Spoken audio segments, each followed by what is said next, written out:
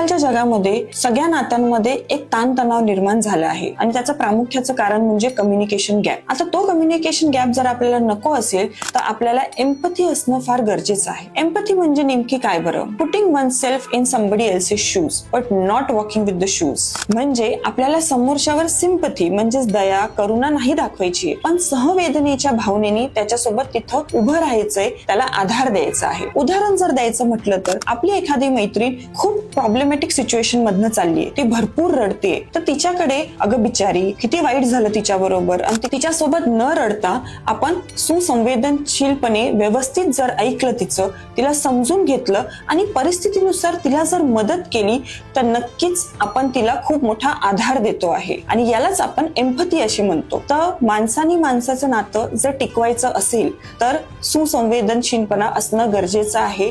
आणि माणसानी माणसाला जर समजून घेतलं तर सुसंवादपणे राहतो आणि नातं टिकून राहतं.